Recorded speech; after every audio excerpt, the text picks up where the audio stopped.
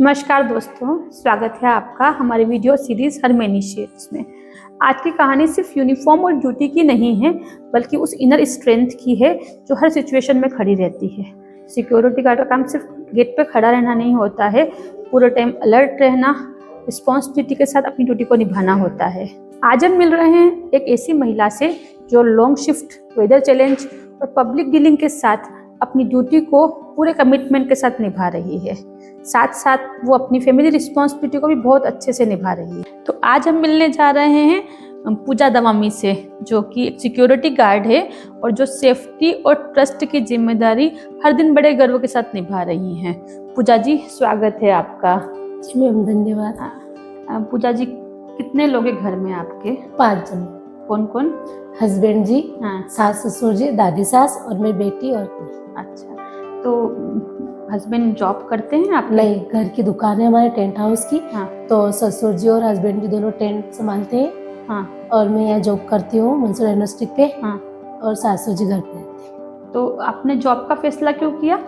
वो मेरे को लगा कि हाँ, मैं थोड़ा बहुत कुछ कर सकती हूँ, थोड़ा बहुत काम कर लूँगी, घर में फैमिली में मदद हो जाएगी, इसलिए मैंने ये जॉब। अच्छा, तो जैसे ये बिल्कुल डिफरेंट जॉब है। अक्सर हम गार्ड के रूप में पुरुष को देखते हैं, तो आपका मन क्यों हुआ इस फील्ड में आने का?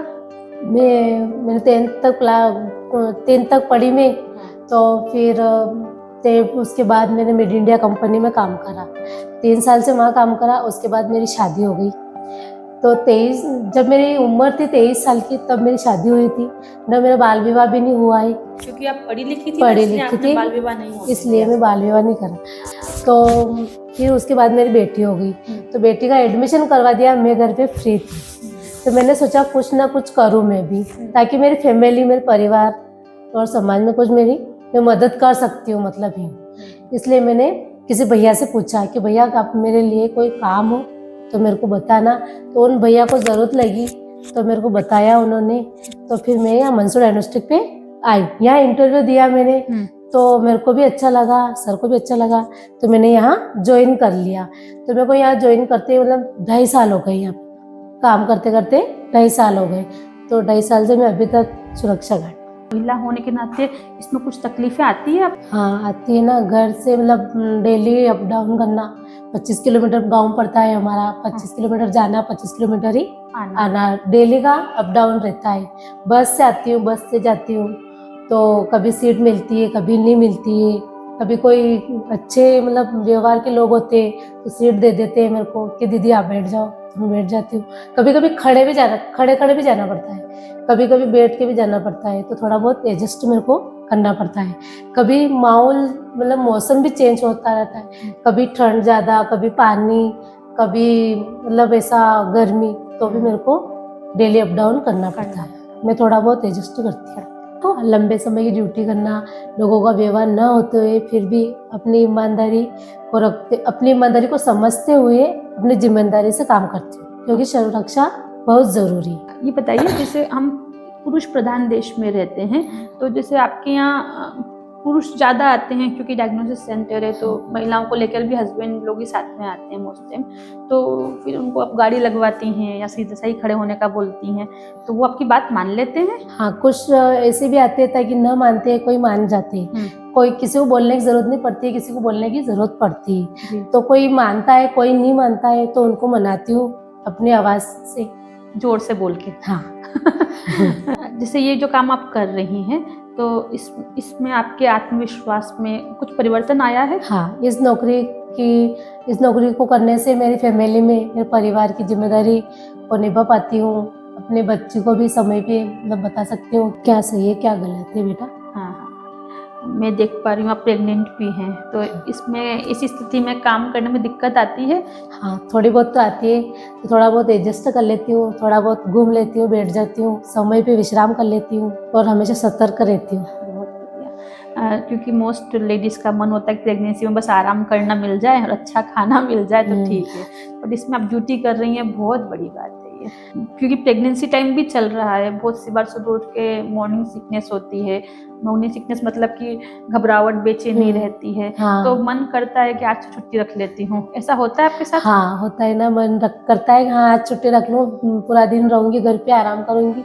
फिर मन में आता है घर पे क्या करूँगी, टाइम वेस्ट होगा यूँ, फिर चली आ जाती हूँ ड्यूटी। अरे वाह, बहुत अच्छा। तो पूजा, जैसे आप अब तो आत्मनिर्भर भी हैं, समाज को जानने भी लगी हैं, तो आपके हिसाब से एक औरत सशक्त कब होती है?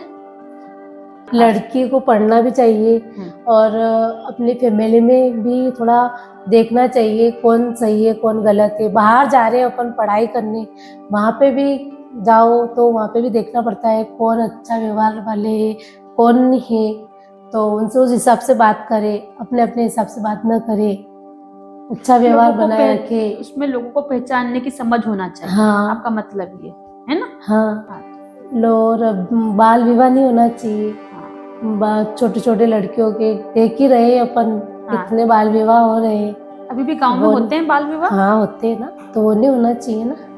ये सब नहीं हुआ तो और औरत सशक्त बन जाएगी। पूजा, आप जहाँ पे काम कर रही हैं, जहाँ पर आप सिक्योरिटी गार्ड है, उस सिस्टम का भी सपोर्ट रहता है आपको? हाँ, मैं मंसूर डायग्नोस्टिक पे सिक्योरिटी गार्ड में काम करती हूँ। तो यहाँ पे हमारे ओनर है, वो भी बहुत अच्छे हैं, हमारे मैनेजर सर है, वो भी बहुत अच्छे हैं, हमारा पूरा स्टाफ मंसूर डायग्नोस्टिक का बहुत अच्छा है, मेरे साथ बहुत अच्छे व्यवहार से रहते हैं। और मैं अभी मतलब इस स्थिति में प्रेगनेंसी में, तो भी मेरे को मतलब एडजस्ट करते हैं वो थोड़ा बहुत, मेरा साइड का भी वो करते हैं थोड़ा बहुत, और मेरे को निभाते हैं। अभी थोड़े थोड़े टाइम में चल ही रहा है। क्योंकि अभी आपको सपोर्ट की जरूरत है, क्योंकि आप प्रेग्नेंट है, इसलिए उनका सपोर्ट रहता है पूरा। हाँ, और वो पूरा मंसूर डायग्नोस्टिक के स्टाफ मेरे सपोर्ट करते हैं मेरे को।